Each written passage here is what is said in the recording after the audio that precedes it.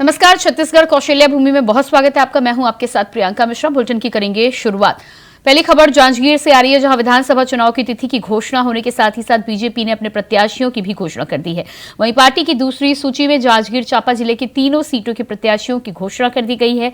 चांपा से नारायण चंदेल, संतोष लहरे को टिकट मिला है। बता दें कि प्रत्याशियों की घोषणा के बाद नारायण चंदेल और संतोष लहरे जांजगीर के प्रसिद्ध नहरिया बाबा हनुमान मंदिर में दर्शन करने के लिए पहुंचे और हनुमान जी की संध्या आरती में शामिल होकर आशीर्वाद लिया।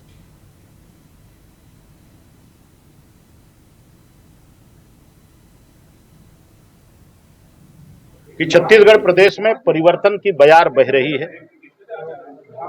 छत्तीसगढ़ में जो मौजूदा सरकार है, श्री भूपेश बघेल के नेतृत्व में कांग्रेस की सरकार, इस सरकार से जनता ऊब चुकी है। इस सरकार से जनता हताश और निराश है, क्योंकि आज छत्तीसगढ़ में नित नए किस्म के भ्रष्टाचार हो रहे हैं, सरकार के संरक्षण में हो रहे हैं। आज छत्तीसगढ़ अपराधगढ़ बन गया है। पूरे प्रदेश में विकास शून्य है, विकास ठहर गया है और इसलिए बड़ी उम्मीद के साथ भाजपा की ओर प्रदेश की जनता निहार रही। हमें पूरा विश्वास है कि भारतीय जनता पार्टी की सरकार जनता के आशीर्वाद से इस छत्तीसगढ़ में बनेगी। जगदलपुर में भारतीय जनता पार्टी के प्रत्याशियों की टिकट वितरण को लेकर कांग्रेस टिप्पणी कर रही है। बता दें कि आलोचकों का कहना है कि भाजपा ने 5 वर्षों के पश्चात भी बस्तर की कुछ ही सीटों पर प्रत्याशी बदलने की हिम्मत दिखाई है। अन्य सीटों पर खासकर पूर्व मंत्री केदार कश्यप, लता उसेंडी, महेश भागड़ा विधानसभा क्षेत्र में थे। किसी अन्य प्रत्याशी की टिकट न देकर कहीं न कहीं कार्यकर्ताओं को निराश किया गया है। वहीं कांग्रेस प्रदेश अध्यक्ष दीपक बैज ने कहा है कि भाजपा ने पहले ही अपने आप को पराजित मान लिया है, हारे हुए प्रत्याशियों को दोबारा टिकट दिया है। साथ ही साथ उन्होंने ये भी कहा कि भाजपा के चाणक्य कहे जाने वाले अमित शाह ने भी कई दफे बस्तर दौरे के बावजूद उनके टिकट काटने की हिम्मत नहीं दिखाई। भाजपा के जो पूर्व मंत्री जिनको पार्टी ने प्रत्याशी बनाया है, उन्होंने किसी अन्य कार्यकर्ता को कभी आगे बढ़ने नहीं दिया। देखिए, भारतीय जनता पार्टी ने छत्तीसगढ़ चुनाव के लिए जो सूची जारी की है उसे हम तो हताशा की सूची मान रहे हैं और उसका नाम भी हम हताशा की सूची दे रहे हैं। कारण क्योंकि कुछ दिन पहले यही सूची सोशल मीडिया में वायरल हुई थी, जिसको लेकर के प्रदेश भर में भारतीय जनता पार्टी के कार्यकर्ता भारतीय जनता पार्टी के बड़े नेताओं के कपड़े फाड़ते नजर आए थे, सड़कों में प्रदर्शन करते नजर आए थे और राजधानी तक इनके कार्यालय तक पहुंच करके अपना विरोध दर्ज कराया था। लेकिन बावजूद इसके भारतीय जनता पार्टी के कार्यकर्ताओं को की मंशा को दरकिनार करते हुए भारतीय जनता पार्टी ने भारतीय जनता पार्टी के कार्यकर्ताओं के लिए हताशा की सूची जारी। भारतीय जनता पार्टी को बहुत बहुत बधाई, शुभकामनाएं। जिस तरह से लिस्ट उन्होंने जारी किया है, पुराने चेहरों पे ही ज़्यादा उन्होंने दांव लगाया है। वो पुराने चेहरे जो 2018 में जनता ने उनको रिजेक्ट कर दिया है, अब समझ लीजिए कि भारतीय जनता पार्टी लिस्ट आने के बाद पूरी तरह से अब लड़ाई के मैदान से बाहर हो चुकी है, हार मान चुकी है। इससे स्पष्ट है कि छत्तीसगढ़ में आने वाले विधानसभा 7 नवंबर को वोटिंग के बाद छत्तीसगढ़ में ऐतिहासिक बहुमत के साथ कांग्रेस की सरकार फिर बन रही है। खबर जगदलपुर से है, जहां जिले की सीमा क्षेत्र के अंतर्गत शस्त्र लाइसेंस धारकों को शस्त्र लाइसेंस निलंबित कर दिए गए हैं। वहीं आग्नेय अस्त्र शस्त्र माने जाने में जमा करने के निर्देश दिए गए। वहीं जिला दंड अधिकारी और अनुज्ञापन अधिकारी विनय दयाराम ने आदेश जारी किया है। बता दें कि आत्म व्यक्ति की सुरक्षा की दृष्टि से सीमित अवधि के लिए जिले की सीमा क्षेत्र में शस्त्रों के लाइसेंस धारियों को जमा करवाने के आदेश जारी किए गए हैं।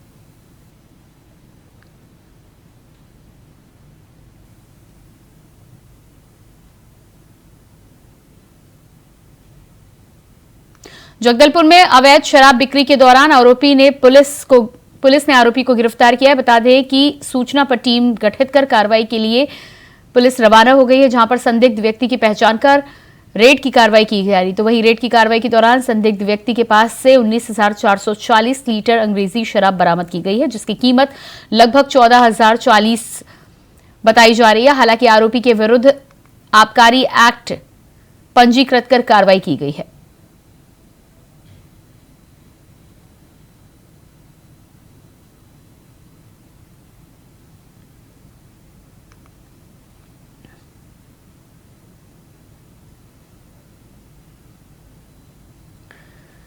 छत्तीसगढ़ राज्य में होने वाले विधानसभा चुनाव के लिए बीजेपी ने अपने उम्मीदवारों की सूची जारी कर दी है, जिस पर टिकट मिलने वाले प्रत्याशी जगदलपुर की मां दंतेश्वरी मंदिर पहुंचकर पूजा अर्चना कर रहे हैं और चुनावी मैदान में उतारने का आशीर्वाद ले रहे हैं। वहीं प्रत्याशियों ने बताया कि वो किसी वादे को लेकर वोट नहीं मांगेंगे। उन्होंने ये भी कहा कि जनता की भलाई के लिए जो कार्य किया जाएगा उसे पूरा करने का वादा करेंगे। साथ ही जनता जानती है कांग्रेस सरकार ने जो 36 वादे किए थे उन वादों में से एक भी वादा पूरा नहीं किया है। हार जीत की बात पर उन्होंने बताया कि इस बार बीजेपी पूर्ण बहुमत के साथ छत्तीसगढ़ में अपनी सरकार बनाएगी। सबसे पहले तो हमारे राष्ट्रीय नेतृत्व को, हमारे राष्ट्रीय चयन समिति के सभी वरिष्ठ नेताओं को, प्रदेश नेतृत्व सहित प्रदेश के सभी वरिष्ठ नेताओं को, चयन समिति के सभी आदरणीय सदस्यों को मैं धन्यवाद ज्ञापित करता हूं।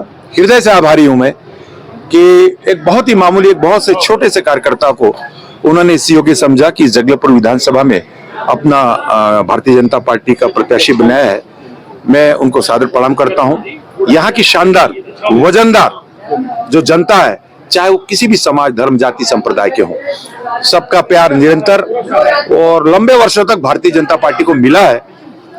और आगे भी जिस तरीके से 5 वर्षों में कांग्रेस की सरकार का कुशासन पूरे छत्तीसगढ़ की जनता ने देखा है, बस्तर उससे अछूता नहीं रहा है। आदरणीय प्रधानमंत्री जी की लाभकारी योजनाओं का जिस तरीके से उसको नीचे गांव, गरीब किसान तक पहुंचाने में ये अक्षम रहे हैं या जानबूझ के रोका गया है, उसका सबक जनता सिखाएगी। देखिए, भारतीय जनता पार्टी ने हम पे विश्वास जताया है और हम पूरा कोशिश करेंगे कि इस बार हम उनके उम्मीदों पर खरा उतरे। और भारतीय जनता पार्टी वैश्विक पार्टी है और सबसे बड़ी पार्टी, आज दुनिया की सबसे बड़ी पार्टी है। कांग्रेस का जिस तरीके से लगातार पूरे प्रदेश में भ्रष्टाचार बढ़ा है, भूपेश बघेल को कहना पड़ रहा है कि ये भरोसे की सरकार है, ये भरोसे की मीटिंग है, ये भरोसे की भेंट मुलाकात है। हर काम में उन्होंने भरोसा डाला है। मतलब ये है कि जनता का विश्वास वो खो चुके हैं। इसके कारण से उनको अपने सारी योजनाओं पर भरोसा डालना पड़ रहा है। तो आपका ये भरोसा अब नहीं चलने वाला है। जनता ने समझ लिया है, पूरे प्रदेश की जनता ने समझ लिया है। और छत्तीसगढ़ के इस हमारे अंतिम छोर से, माई दंतेश्वरी के पावन धरा से ये परिवर्तन का आगाज प्रारंभ हो चुका है। और 3 दिसंबर को जब इसका रिजल्ट घोषित होगा तो उसमें भारतीय जनता पार्टी की सरकार बनेगी और इस भ्रष्टाचारी कांग्रेस की सरकार को उखाड़ फेंकने का संकल्प हमारे भारतीय जनता पार्टी के सभी कार्यकर्ता ले रहे हैं। भिलाई नगर निगम सीमा के अंतर्गत निगम कर्मचारी आचार संहिता लगने के बाद राजनीतिक प्रचार की पुताई कर मिटाने गए थे, जहां नगर निगम कर्मचारियों से 2 युवकों की बहस हो गई और एक व्यक्ति ने निगम कर्मचारी को थप्पड़ जड़ दिया। बता दें कि पुलिस ने इस मामले में 2 लोगों को हिरासत में लिया है और आगे की कार्रवाई में जुट गई है।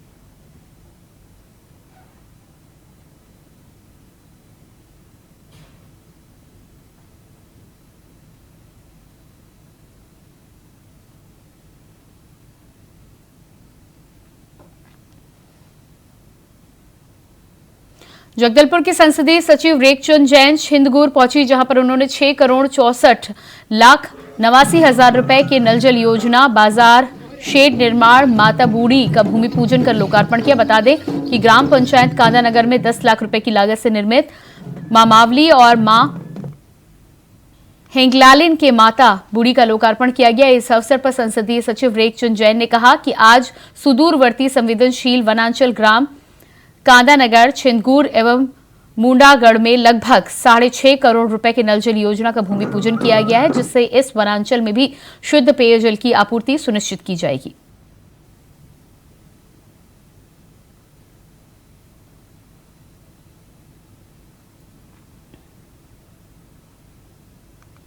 दुर्ग जिला पुलिस बल में फ्लैग मार्च निकाला गया। बता दें कि आदर्श आचार संहिता के निर्देशों के परिपालन में इसे निकाला गया था। यह flag march police control room Bhilai से जिले के समस्त राजपत्रित अधिकारियों, थाना प्रभारियों व चौकी प्रभारी ने मिलकर निकाला था। तो वहीं पुलिस अधीक्षक फ्लैग मार्च में बाइक चलाकर आम जनता को आगामी चुनाव में अधिक से अधिक संख्या में निर्भीक होकर वोट करने की अपील करने के लिए पहुंचे।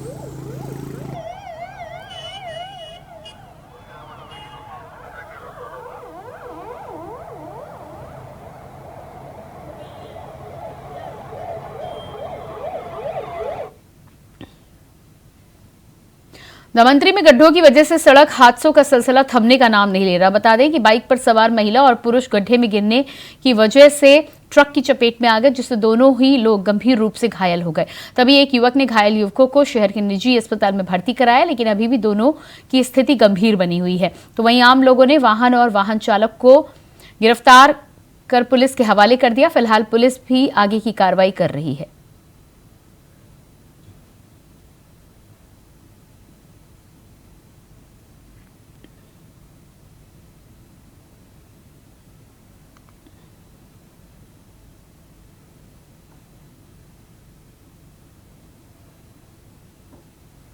छत्तीसगढ़ की भारतीय जनता पार्टी ने अपनी दूसरी प्रत्याशियों की लिस्ट जारी कर दी है। बता दें कि महासमुंद जिले के 4 विधानसभा में महासमुंद में योगेश्वर राजू सिन्हा बसना के प्रत्याशियों के नामों की घोषणा कर दी गई है।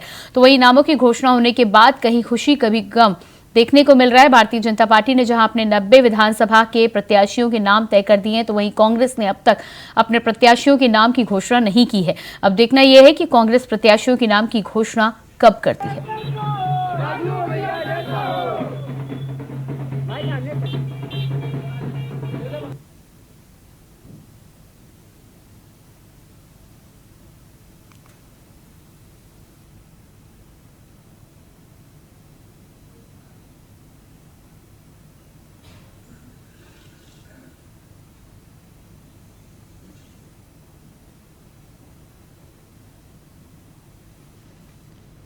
बलौदाबाजार में निर्वाचन जिला प्रशासन ने आज जिले के समस्त राजनीतिक दल और मीडिया साथियों के साथ ही साथ बैठक आयोजित की। बता दें कि इस बैठक में सभी लोगों को भारत निर्वाचन आयोग की गाइडलाइन बताई गई है। साथ ही चुनाव की तिथि और नामांकन की तिथि भी बताई गई। तो वहीं जिला प्रशासन के सभी प्रशासनिक अधिकारी भी इस बैठक में उपस्थित रहे।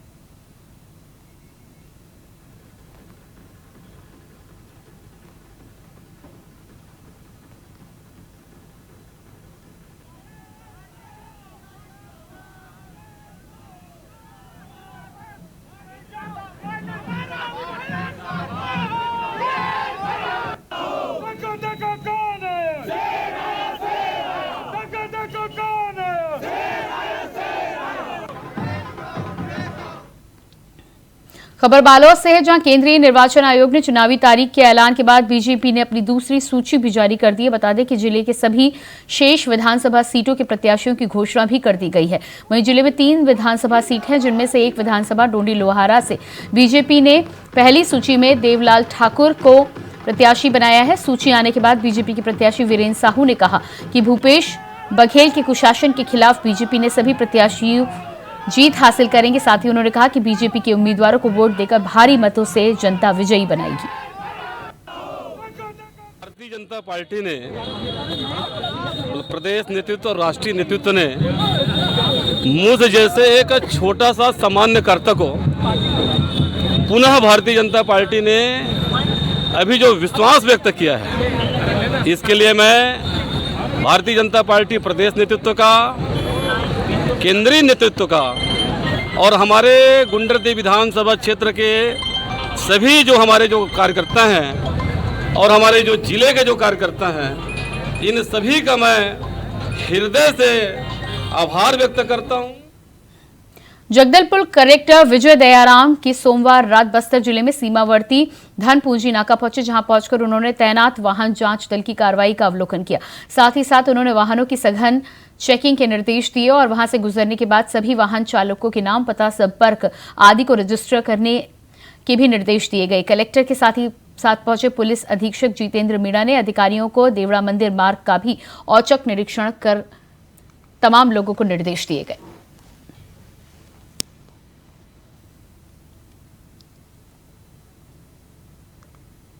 शारदीय नवरात्रि 15 अक्टूबर से शुरू हो रहे हैं। साथ ही देवी मंदिरों में मनोकामना ज्योति कलश प्रज्वलित कराने की राशि जमा कराने का सिलसिला भी शुरू हो चुका है। इसी कड़ी में दंतेश्वरी मंदिर में पहली रसीद प्रदेश के मुख्यमंत्री भूपेश बघेल के नाम से काटी गई। बता दें कि हजारों भक्त मां दंतेश्वरी के दरबार में मनोकामना ज्योति कलश प्रज्वलित करवाते हैं। शारदीय नवरात्र में भी घी और तेल ज्योति कलश प्रज्वलित कराने, रसीद कटवाने का कार्य अब शुरू हो चुका है। मेरा नाम सचिन शर्मा है। मैं यहाँ पर दशहरा समिति के लिए काम कर रहा हूँ, दंतेश्वरी माता के लिए। अभी तक है ना टोटल कट गया है 1500 तेल में कट गया है 250 है ना 250 घी में कट गया है। सबसे पहले भूपेश सरकार जी का कट गया है और उसके बाद वही रमन सिंह हो गए और बाकी अभिनेता लोगों का भी कट चुका है। बस्तर दशहरा को लेकर सिरसाहार भवन के सामने फूल रथ का निर्माण किया जा रहा है। इसके लिए कारीगरों ने 4 पहियों का निर्माण किया है, जिसे लगभग पूरा कर लिया गया है। अब एक्सेल लगाने का काम बाकी है। वहीं एक्सेल लगाने से पूर्व नार फोड़नी रस्म अदायगी की गई। रस्म के एक पहिए के बीच में छेद कर एक्सेल को लगाने से पूर्व नार फोड़नी रस्म अदा की जाती है। टेक माथा के लोहार भागीरथी के द्वारा रथ और इसमें लगाने वाले लोहा निर्माण में उपयोग आने वाले औजारों पर तिलक लगाकर इसकी पूजा की गई। इस दौरान 2 मुर्गियों और 1 बकरी की बलि भी दी गई। इस दौरान मंदिर कमेटी के सचिव, तहसीलदार ने राजस्व विभाग के कर्मचारी भी मौजूद रहे।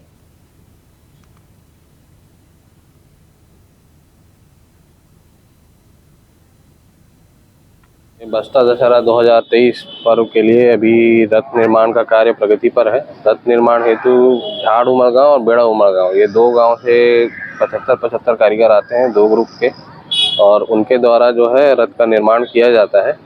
रथ का निर्माण अभी प्रगति पर है। इस बार 4 चक्के का रथ जो है बनाया जा रहा है और जो हमारे कारीगर आए हुए हैं वो अपने घर से यहाँ पर उनके सिरसाहार भवन में रुकने की व्यवस्था की जाती है।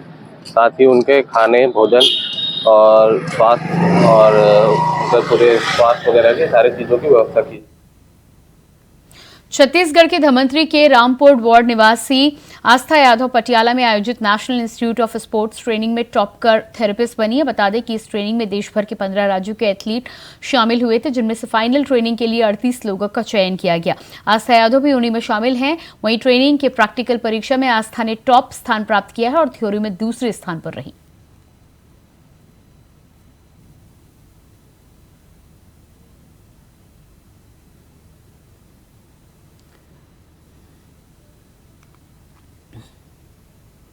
छत्तीसगढ़ में बीजेपी और कांग्रेस में टिकटों को लेकर सियासत जोरों पर है। विधानसभा चुनाव का बिगुल बज चुका है। उसके बाद बीजेपी ने अपने 64 उम्मीदवारों के नामों का ऐलान कर दिया है। वहीं कांग्रेस ने भी अभी तक अपने पत्ते नहीं खोले हैं। इस पर बीजेपी का कहना है कि कांग्रेस बीजेपी के उम्मीदवारों के नामों को देखकर डर गई है। उसकी टक्कर के मुकाबले उम्मीदवार नहीं मिल रहे हैं। इसी पर देखिए एक रिपोर्ट। वहीं बीजेपी ने इस बार अपने सांसद प्रदेश अध्यक्ष अरुण साव समेत 4 सांसदों, 15 पूर्व मंत्रियों, पूर्व मुख्यमंत्री डॉक्टर रमन सिंह, पूर्व IAS OP चौधरी और बॉलीवुड के सुपरस्टार अनुज शर्मा को जिम्मेदारी दी है। वहीं पहले से ही लगातार पिछड़ने वाली 21 सीटों पर भाजपा उम्मीदवार सक्रिय हैं, लेकिन भाजपा द्वारा घोषित सूची में पुराने और हारे हुए नेताओं पर बीजेपी ने एक बार फिर से दांव खेला है। तो दूसरी ओर जिन सांसदों को इस बार विधानसभा की जिम्मेदारी दी गई है, उन्हें उनकी संसदीय क्षेत्र से अलग क्षेत्रों की जिम्मेदारी दी गई है, जो इन सांसदों के लिए विधानसभा की सीट जीतना थोड़ा महंगा हो सकता है। इसका मतलब ये है कि आप केंद्रीय राज्य मंत्री को दूसरे लोकसभा से टिकट दे रहे हैं। यदि रेणुका सिंह की बात करें, वो सांसद कहाँ से हैं? सरगुजा से। टिकट कहाँ दिया गया है? कोरबा से। और उसी प्रकार से आप देखें विष्णुदेव साय रहते हैं पत्थल गांव, उसको दिया गया कुनकुरी।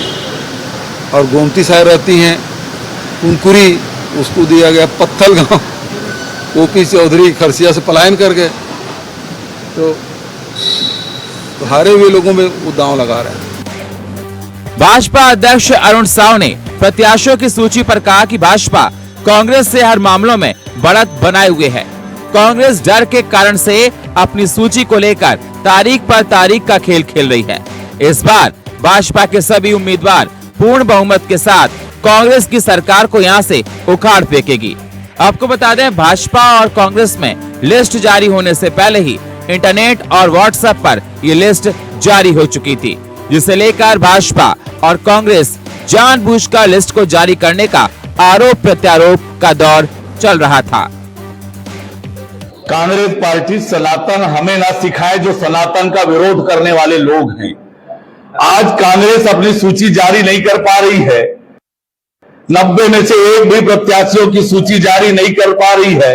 3 बार, 4 बार, 5 बार उनके प्रदेश अध्यक्ष ने तारीख का ऐलान किया, उनके प्रभारी ने तारीख का ऐलान किया। 6 सितंबर की पहली तारीख उन्होंने दी और तारीख पर तारीख ये देते जा रहे हैं। ये हमको ना सिखाए जो सनातन का विरोध करने वाले लोग हैं। प्रत्याशियों को चुनावी मैदान में उतारने के मामले में भाजपा ने भले ही बढ़त बना ली है, लेकिन हारे हुए और पूर्व मंत्रियों को दोबारा मैदान में होना, जिन्हें पिछली बार बुरा हारना पड़ा था, इस बार इन्हें जनता मौका देगी या नहीं, ये तो आने वाला वक्त ही बताएगा। रायपुर से विकास यादव की रिपोर्ट, इंडिया वॉइस के लिए। और इसी के साथ फिलहाल इस बुलेटिन में इतना ही। खबरों का सिलसिला जारी रहेगा। नमस्कार।